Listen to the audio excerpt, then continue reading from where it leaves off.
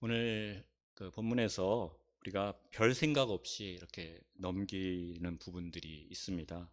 두 가지 질문을 여러분들에게 드리겠습니다. 일천번제를 가장 먼저 드린 사람이 누구이죠? 네. 이 본문만을 보면 솔로몬이라고 많은 이들이 이야기합니다. 그렇게들 알고 계시고요. 근데 바로 앞에 있는 역대상 29장 29절 21절 한번 보시겠어요? 이튿날 여호와께 제사를 드리고 또 여호와께 번제를 드리니 수송아지가 1,000마리요 수량이 1,000마리요 어린 양이 1,000마리요 또 그 전제라. 온 이스라엘을 위하여 풍성한 제물을 드리고 이날에 무리가 크게 기뻐하여 여호와 앞에서 먹으며 마셨더라. 누가 드리고 있죠? 네, 다윗이 드린 겁니다. 그런데 이것뿐만이 아니라 일천번제에 대해서 많은 사람들이 오해를 하고 있죠. 일천번제는 1,000번을 예배 제사 드리는 것이 아닙니다. 일천의 제물 1,000마리의 소나 1,000마리의 양으로 그 제물의 수를 이야기하는 것이지 횟수가 아니거든요. 네.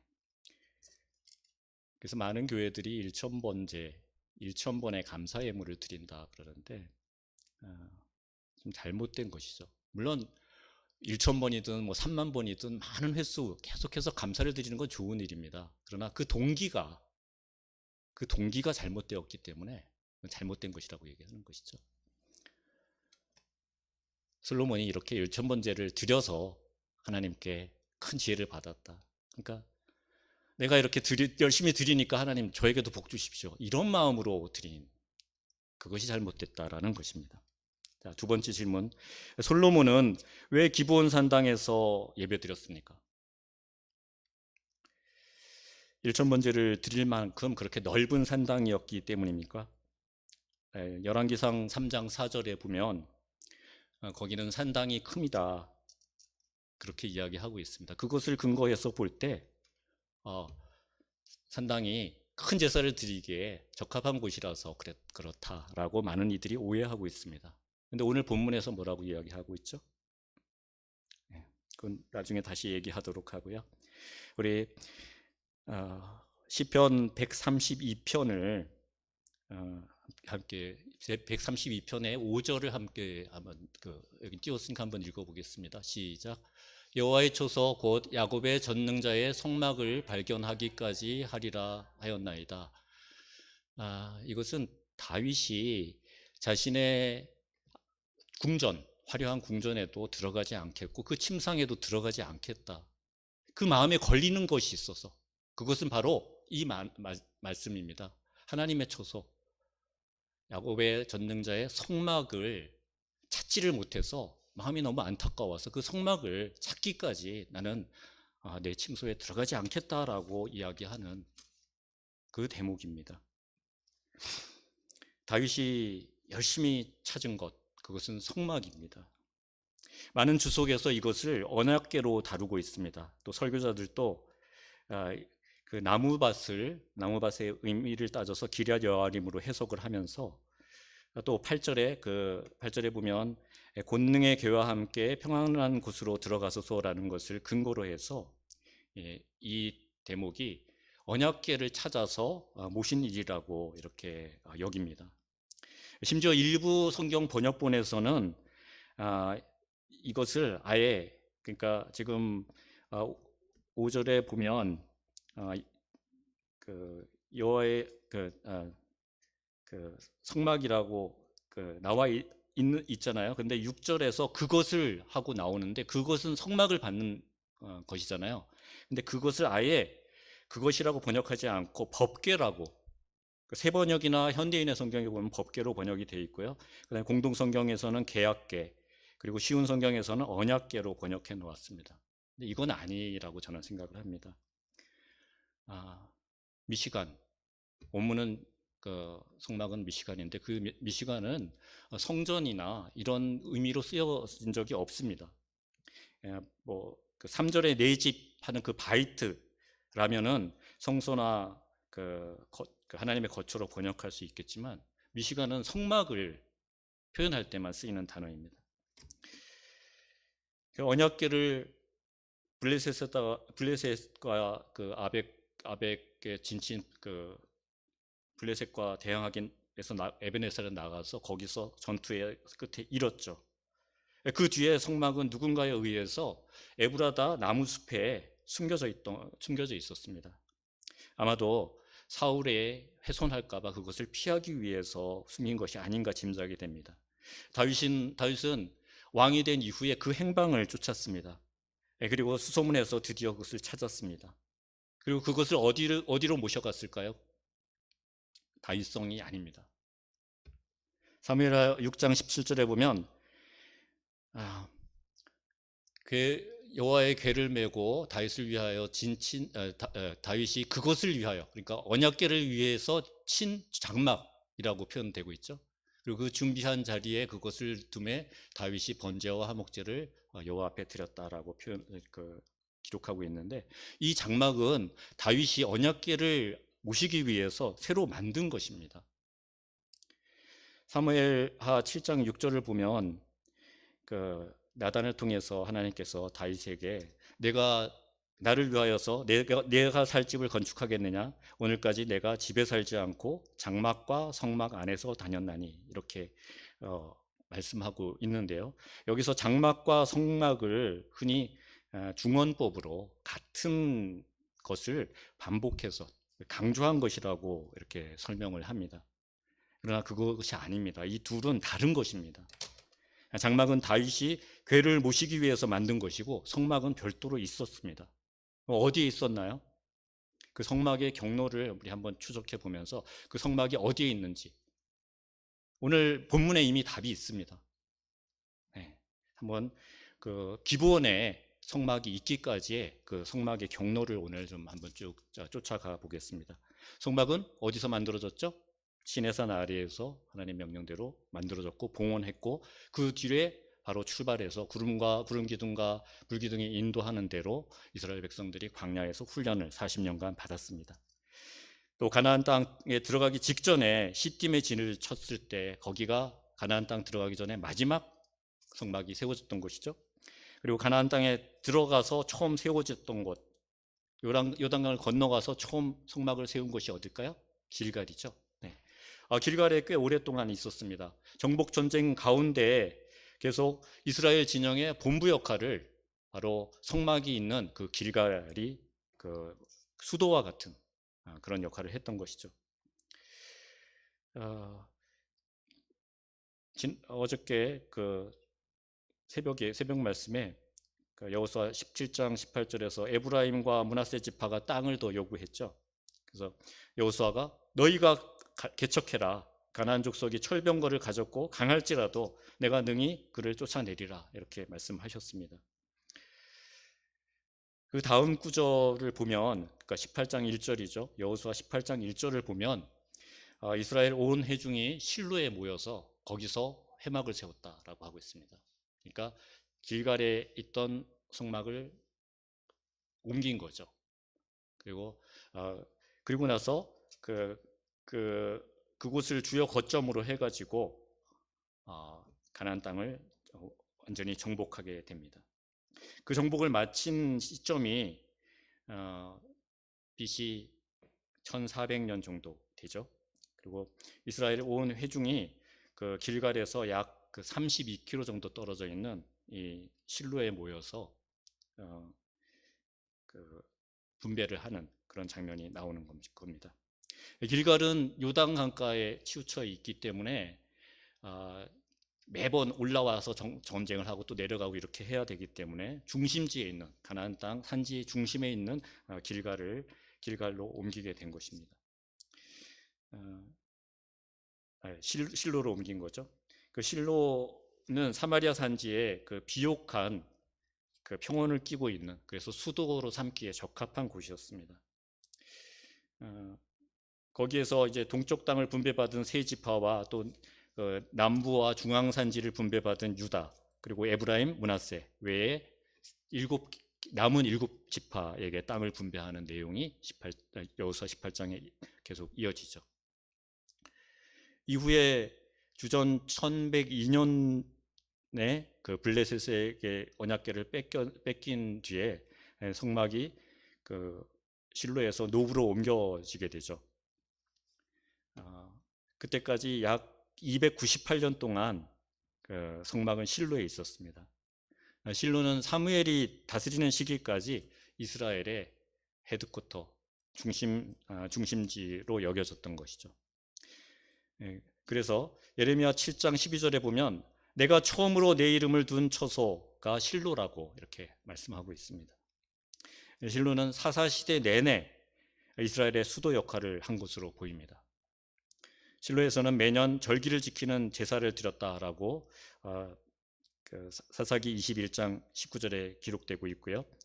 백성들은 하나님께 예배드리기 위해서 그 실로로 나왔습니다. 사무엘상 1장 3절, 9절, 24절에 보면 그 내용들이 기록되어 있죠. 그 실로는 참 그 유다 산지보다 약간 북쪽에 있지만 강우량이 굉장히 많고 농경과 목축에 적합한 곳이었습니다. 그래서 풍요를 누릴 수 있었고요. 그래서 종교적으로 또 경제적으로 정치적으로도 그 중심지로 그 역할을 확고하게 할 수가 있었죠. 이 실로에 대한 고고학적 발견들이 최근에 굉장히 잇따라 한 100년 동안 아주 많은 유물들이 발굴이 되고 있습니다. 그 유적터에 가보면 그 골짜기로 둘러싸인 넓은 분지에 성벽의 터가 이렇게 둘러져 있습니다. 또 낮은 언덕을 올라가면 그 기름틀, 그러니까 감람 그 기름을 짜는 그 기름틀과 물 저장 탱크, 그리고 포도주틀 이런 것들이 다수 발견되어서 그 개방이 되고 있습니다. 굉장히 풍요를 누렸던 그런 흔적들이 남아있죠. 출애굽 이후에 그 길갈까지 계속해서 이동했던 성막이 이 실로에 도착해서 한 자리에서 거의 300년을 머물렀던 것이죠. 언제까지요? 사무엘상 3장에 보면 사무엘이 하나님께 부름받을 때 바로 그곳이 실로에 있는 성막이었죠. 그때까지 계속 그곳에 있었던 것입니다. 그 실로는 사무엘의 집, 즉 아버지 사무엘의 아버지 엘가나의 집이 있었던 라마에서 약 40리 정도 떨어져 있습니다. 그러니까 40리 정도 북쪽에 있는 곳인데 이곳에 이게 사무엘이 맡겨졌고 엘리 제사장에게 어린 사무엘이 아침까지 누웠다가 여호와의 집 문을 열었다 하는 표현이 사무엘상 3장 15절에 있습니다. 그러니까 이 집 문을 열었다 하는 그런 표현을 봤을 때 돌담을 쌓았고 거기에 문이 달려 있었다라는 것을 그런 기록들, 그 유대 문헌에 탈무드나 미시나 등의 그런 기록들이 있는데 그 기록들을 뒷받침하고 있습니다. 그것은 이렇게 돌담을 쌓아놨다는 것은 다시는 성막이 이동하지 않고 그 자리에 머물 것이다라는 그런 이스라엘 사람들의 기대가 있었다라는 것을 엿볼 수 있는 장면이죠. 그런데 물론 실로에서 잠깐씩 이동했던 흔적들도 보입니다. 여호수아 24장에 보면 세겜 언약을 맺을 때 여호와의 성소 곁에 있는 상수리 나무 아래에 기념비를 세웠다. 그러면 세겜에 하나님의 성막이 가 있었다라는 것을 의미하는 것으로 여겨지거든요. 물론 분명치는 않습니다만 성막이 잠시 이동했을 개연성이 큽니다. 어쨌거나 잠깐씩은 이동했을지라도 사사기 내내 실로에 주로 성막이 있었다라는 것을 생각해 볼 수 있는 것이죠. 근데 엘리의 두 아들 홈리와 비나스가 언약궤를 이끌고 블레셋과 싸우고 있는 전선, 블레셋은 아벡 골짜기에 있고 바로 그 위에 있는 에벤에셀에 이스라엘이 진치고 있었는데 그곳에 끌고 나갔죠. 그래서 그곳에서 언약궤를 뺏기고 두 홈리와 비나스는 그 자리에서 죽어버리고 그 소식을 들은 엘리는 놀래서 의자에서 뒤로 넘어가서 그 비대한 몸에 목이 부러져서 죽는 그런 일이 사무엘 상에 기록되어 있습니다. 그리고 나서 얼마 되지 않아서 그 실로 시대가 끝나게 됩니다. 그리고 그 언약궤가 사라진 실로의 성막은 그 역할을 잃어버리게 된 것이죠. 성막은 실로를 떠나서 노브로 옮겨졌습니다. 그리고 그 이후에는 행방을 알 수 없게 되었습니다. 성막이 떠나버린 실로는 그 풍요를 누리던 도시에서 이제 서서히 잊혀지는 그 변방의 작은 동리가 돼버린 것이죠. 엘리의 뒤를 이어서 대제사장이 된 사무엘은 그 공식 사역을, 그리고 또 마지막 사역 마무리를 어디서 하죠? 미스바라는 곳에서 하고 있죠. 사무엘상 7장과 10장에 그 기록이 있습니다. 근데 그 중간에 보면 7장 14절에 보면 그 고향 라마의 성막을 옮긴 것으로 이렇게 보입니다. 7장 14절에 보면 그 제단이 거기에 있었다 그러고요. 또 8장 4절에서 5절에 보면 장로들이 그곳에 와서 왕을 세워달라고 요구하는 곳이 나옵니다. 그리고 9장 14절, 19절, 25절에 보면 그곳에 산당이 있었다라고 표현을 하고 있는데, 산당은 하이 플레이스, 지금 높은 곳이거든요. 그 높은 곳에는 이제 산당이 있는데 그곳에, 그 산당이란 표현이 바로 그곳에 성막이 있었다라는 그런 표현으로 볼 수 있습니다. 이 사무엘의 고향인 라마, 이 라마에서 좀 북쪽으로는 베델이 있고 그 사이에 미스바가 있어요. 그리고 또 서쪽으로는 기브온이 있고 남쪽으로는 기브아가 있습니다. 그러니까 미스바와 기브온과 기브아 이렇게 둘러싸인 곳에 이 라마가 있는 곳이죠. 그래서 이 성읍들은 다 그 베냐민 지파가 분배받은 곳인데, 그곳을 순회하면서 그 사무엘은 대제사장의 역할, 또 선지자의 역할, 또 사사의 역할, 그런 역할들을 바쁘게 한 것이죠. 그러다가 사무엘상 11장 14절 15절 띄워주시겠어요? 네. 함께 읽습니다. 사무엘이 백성에게 이르되 오라 우리가 길갈로 가서 나라를 새롭게 하자라고 얘기하고, 모든 백성이 길갈로 가서 거기서 여호와 앞에서 사울을 왕으로 삼고 길갈에서 여호와 앞에 화목제를 드리고 사울과 이스라엘 모든 사람이 거기서 크게 기뻐하니라. 그러니까 다시 옛 그 중심지였던 길갈로 옮기면서 거기서 사울 왕국을 시작하게 되는 것이죠. 사울을 왕으로 삼고 화목제를 드렸습니다. 그래서 한동안 길갈이 다시 이스라엘의 중심 역할을 하게 되지만, 무엇 때문에 그 지위를 빼앗기게 되죠? 사울의 불순종 때문이죠. 네. 사울은 자신이 사무엘을 기다리지 못하고 자신이 번제를 드렸습니다. 13장 8절에서 10절까지 말씀에. 네. 그리고 또 15장 21절에 보면 아말렉 짐승을 끌고 온 것이 하나님께 드릴 제물로 적합하다고, 이렇게 진멸해야 될 것을 하나님께 드릴 제물로 갖고 왔다고 이렇게 말하고 있습니다. 이런 사울의 불순종 때문에 성막은 길갈에 더 이상 있지 않게 되었습니다. 사울의 시대와 함께 그 성막은 옮겨지게 되는 것입니다. 그 노브로 옮겨졌는데요. 그 노브로 옮겨진 것은 그 다윗이 사무엘의 다윗을 죽이려는 사울을 피해서 노브로 갔을 때 거기에 보면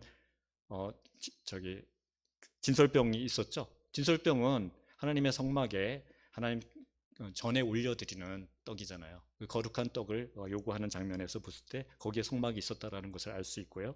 또 22장 사무엘상 22장 19절에 보면 제사장들의 성읍이다, 노비, 그곳에 성막이 있었다라는 것을 나타내 주는 장면이죠. 또 신약 마가복음 2장 26절에 보면 분명하게 그곳에 성막이 있었다라는 것을 확증해 주고 있습니다. 그가 아비아달 대제사장 때에 하나님의 전에 들어가서, 하나님의 전이 성막 안에 있잖아요.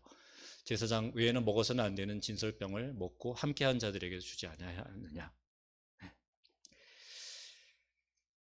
그런데 그 뒤로 그 사건들이 있고 나서 사무엘이 그 사무엘상 25장에서 죽고 그리고 나서 이 성막의 행방이 사라졌습니다. 성경에서. 음, 아비아달을 비롯한 제사장 85명이 그 사울에게 몰살당한 이후에 사라진 것입니다. 근데 그 성막을 시편 132편 5절 6절에서 찾았다라고 기록하고 있는 것이죠. 바로 다윗이. 바로 그 에브라다는 미가서 5장 2절에서 예고하고 있는 예수님의 탄생, 바로 그 탄생지인 것이죠. 그곳에, 그 근처에, 예수님이 탄생한 그 근처에 바로 이 성막이 방치되어 있었던 것을 다윗이 찾아온 것입니다. 결국 언약궤가 실로의 성막을 떠난 이후에 한동안 사무엘과 사울의 활동 근거지에 있다가 근거지인 그 라마와 그다음에 길갈에 있다가 노블 끝으로 행방이 묘연해졌는데, 그렇게 버려져 있던 성막을 다윗이 찾아낸 것입니다. 그럼 그때 그 성막을 어디에 갖다 세웠느냐? 예. 그 처음으로 나타나는 곳이 열왕기상 2장 38절입니다. 우리 좀 열왕기상 2장 28절 한번 찾아볼까요?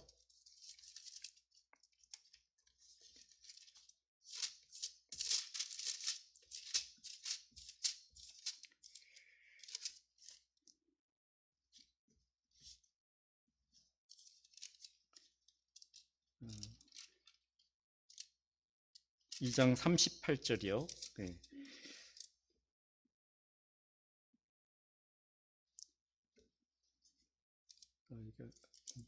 열왕기 28절이요. 네. 네네. 그렇죠. 그 요압이 살기 위해서 여호와의 장막으로 도망하여서 제단불을 잡았다. 그렇게 이야기하고 있습니다. 그런데 이 장막이 어디에 있었는지 그것을 찾아보면 되겠죠. 근데 이 장막을 이 행방을 찾아보기 위해서 제가 잠깐 좀 착각을 했던 것 같습니다. 그 솔로몬이 기름 부음을 받게 되죠. 솔로몬이 그 밧세바의 요청에 의해서 다윗에 의해서 이제 가서 그 기온에 가서 다윗에게 기름 부어서 왕으로 세우라라고 하고 있죠. 이 장면에 바로 기온에 가서 기름 부음 받은 이유가 바로 그 기온에 성막이 있었기 때문입니다. 네, 그리고 또 열왕기상 3장 3장 4절에 보면 이제 기브온으로 가서 솔로몬이 제사를 드리는데 거기 이제 산당이 큼이다라고만 이야기하고 있고 거기에 성막이 있다는 말은 없는데, 바로 이 같은 사건, 그 사건을 기록하고 있는 것이 역대상 1장의 내용이죠. 그 1장 역대상 오늘 본문 1장에 보면 그 기브온 산당에 갔으니 1장 3절에 그 하나님의 회막 곧 여호와의 종 모세가 광야에서 지은 것이 거기에 있습니다. 모세가 광야에서 지은 그 성막이 바로 기브온 산당에 세워져 있다라는 것을 이야기하죠. 그리고 5절에 보면 부살렐이 지은 놋제단이 여호와의 장막 앞에 있었다.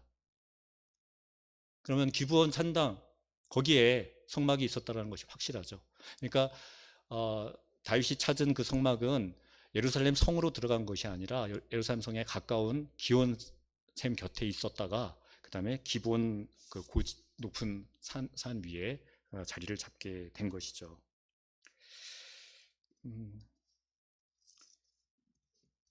그 기브온 산당에 있었는데, 그렇다면 우리가 의문이 생길 것입니다. 언약궤를 예루살렘에 있는 장막으로 모셨는데 그 장막은 무엇인가? 1장 4절에 보시면, 우리 역대하 오늘 본문 1장 4절에 보시면 다윗이 전에 예루살렘에서 하나님의 궤를 위하여 장막을 쳐 두었으므로, 그러니까 이 장막은 성막과 다른 것이라는 것을 확실하게 알 수 있죠. 네. 그래서 되돌아온 언약궤는 성막 기브온 산당에 있는 성막으로 간 것이 아니라 다윗이 세운 임시 장막에 있다가 솔로몬이 성전을 세우고 그 자리에 자리를 잡게 된 것이죠. 그러면 솔로몬이 산당에서 기본 산당에서 그 예배를 드린 것, 제사를 드린 것, 이 사실이 우리에게 의미하는 바는 무엇일까요? 참 어려운 문제예요. 그래서 저도 분명하게 이야기할 수 없습니다. 아무런 많은 주석을 찾아봐도 이 내용에 대해서 언급이 되어 있지 않아요. 심지어 기브온 산당에 성막이 있었다는 사실조차 이야기하고 있는 그 주석이나 주에서들도 거의 없더라고요. 그래서 제가 조심스럽게 생각해 보기에는 언약궤가 없는 그곳에서 예배했다라는 것은 아마도 그 이후에 솔로몬의 잘못된 행보들을 예고하는 그런 장면이 아닐까 하는 생각이 조심스럽게 들어요. 신명기 17장 16절에서 19절 사이에 어떤 이야기가 있죠? 왕이 해야 될 일. 모세가 너희들이 앞으로 왕을 요구하고 왕을 세우게 될 것이다. 그러면 왕은 너희들 형제 가운데 세워야 된다. 이방인을 세우지 말아라. 그리고 왕은 세 가지를 금해야 된다. 그리고 한 가지는 늘 기억하고 지켜야 된다라고 얘기했어요. 그 세 가지 금지 사항이 무엇이죠? 은금을 쌓지 마라. 또 병거와 마병, 군사력에 의지하지 말아라. 그 다음에 여자를 많이 두지 말라라고 했었죠. 근데 그것에서 완전히 벗어난 삶을 솔로몬이 살게 됩니다.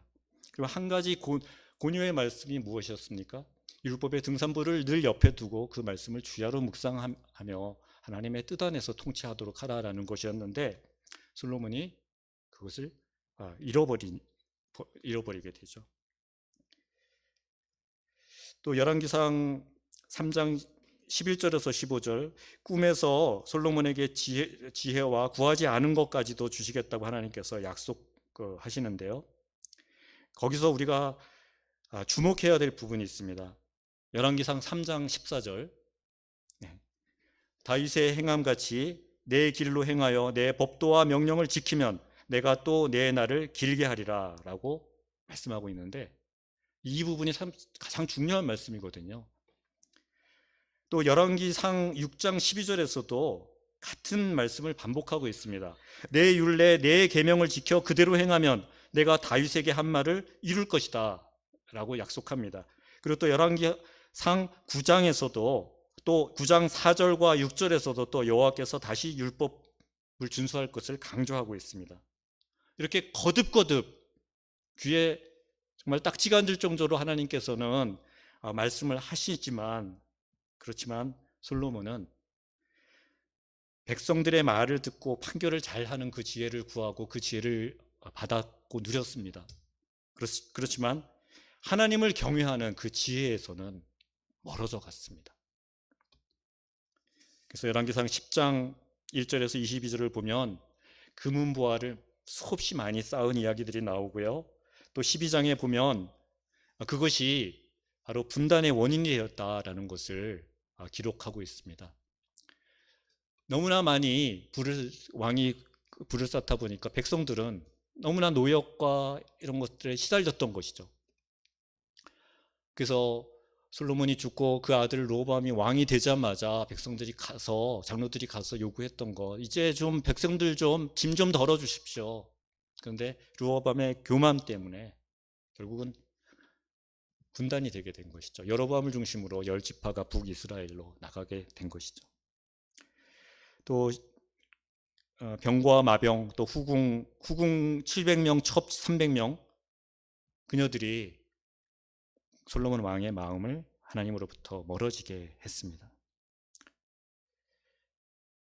그래서 언약궤가 없는 성막에 가서 그 넓은 데서 큰 제사를 드린 것, 그것도 역시 하나님의 섭리 속에서 이루어진 것이겠지만 그것이 이런 그 솔로몬의 타락을 예고하는 그런 장면이 아닐까 저는 조심스럽게 이렇게 생각을 해봅니다.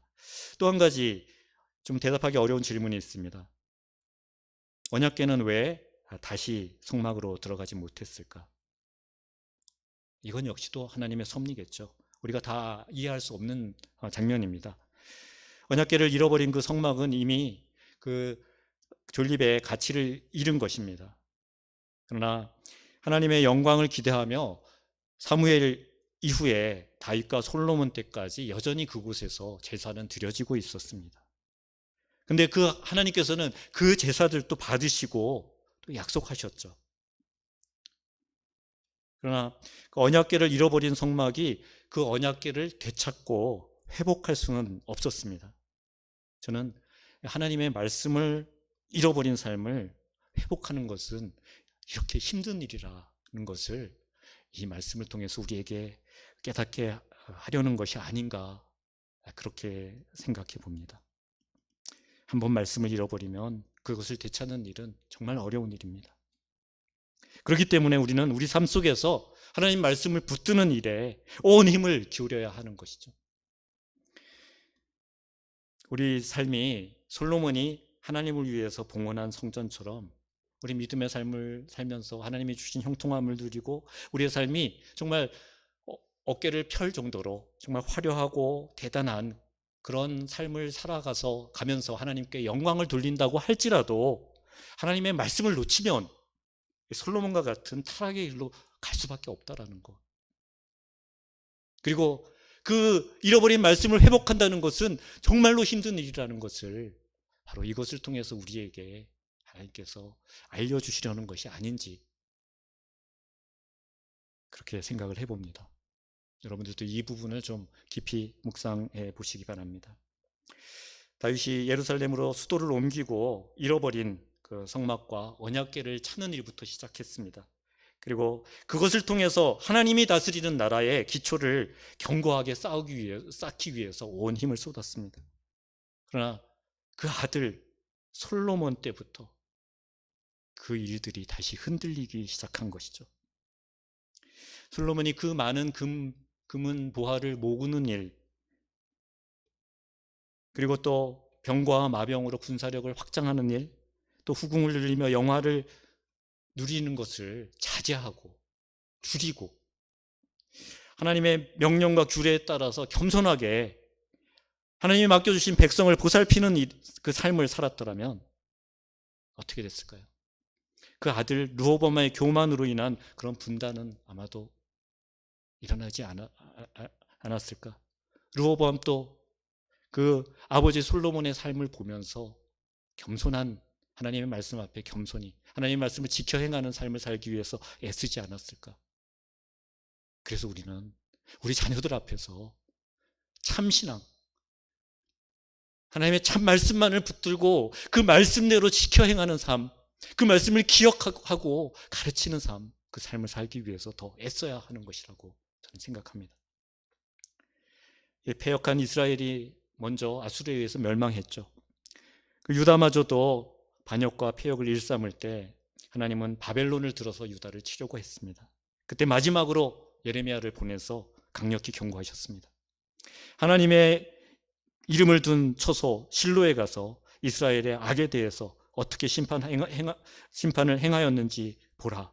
예레미야 7장에 있는 말씀입니다. 26장 6절에도 있는 말씀입니다.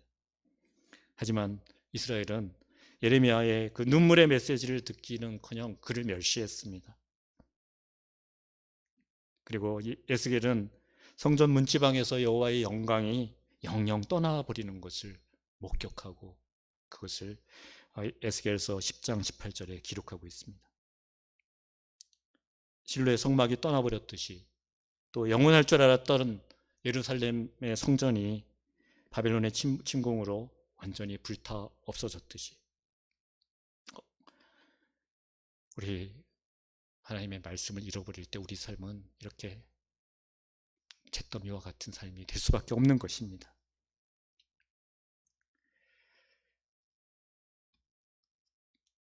예루살렘 성전의 언약궤는 바벨론에 빼앗겼고 그 행방을 알 수 없게 되었습니다. 실로를 통한 경고와 회개의 메시지를 듣지 않았을 때 그 예루살렘도 실로의 뒤를 따라가고 한 것입니다. 실로는 안식을 주는 자, 평화를 만드는 자라는 의미를 가지고 있어요. 예루살렘은 평화의 성읍이라는 뜻이죠. 일맥상통하는 두 도시. 이 도시는 유다의 후손으로 오셔서 평화와 안식을 완성하실 참 안식, 참 평안, 참 실로, 참 예루살렘이신 우리 주 예수님을 예표하는 지명입니다. 그분께서 사망 권세를 정복하시고 사망을 이기는 영원한 안식을 우리에게 열어주셨습니다. 구약시대 그 실로의 세태는 우리 마음속에 언약궤와 같은 하나님의 말씀, 그 말씀을 모셨다고 자만하고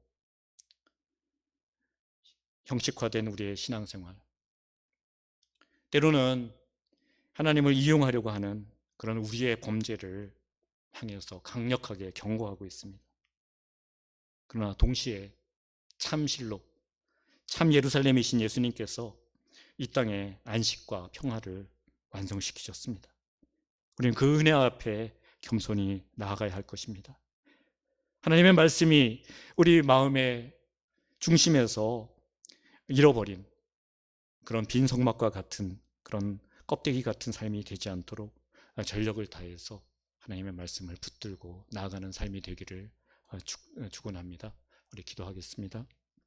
하나님, 용서하여 주십시오.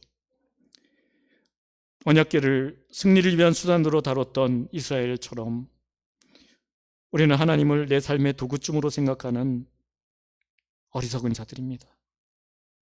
일천번제를 내가 드리니 솔로몬에게 지혜를 주셨듯이 내게도 정말 형통하고 아름다운 것들로 주십시오라고 쪼르는 장삭지 같은 무지한 자들입니다.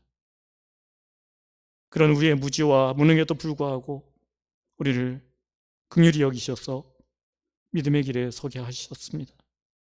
그리고 참 실로, 참 예루살렘이신 우리 주, 평화의 왕, 안식의 왕, 우리 주님을 우리에게 선물로 주셨습니다. 우리가 그 왕을 모실 만한 깨끗한 성전으로 매일매일 거듭나게 하여 주시옵소서. 옛사람은 죽고 새 사람으로 살아가게 하여 주시옵소서. 예수 그리스도의 생명으로 살아가게 하여 주시옵소서. 언약궤의 실체이신 예수 그리스도의 그 말씀을 한마디 한마디 우리 마음판에 깊이 새기기에 힘쓰는 주님의 백성 되게 하여 주시옵소서. 온전한 섬김과 거룩한 삶, 주님이 가셨던 그 길을 뒤쫓는 자들이 되게 하여 주시옵소서. 그 대열에서 한 사람도 이탈하지 않는 그런 복된 교회가 될 수 있도록 이 교회를 회복시켜 주시옵소서. 성령님께서 이끄심 앞에 온전히 순종하며 그 길을 모두 한 발짝 한 발짝 힘있게 내딛게 하여 주시옵소서. 감사드리며 우리 주 예수 그리스도의 이름으로 기도합니다. 아멘.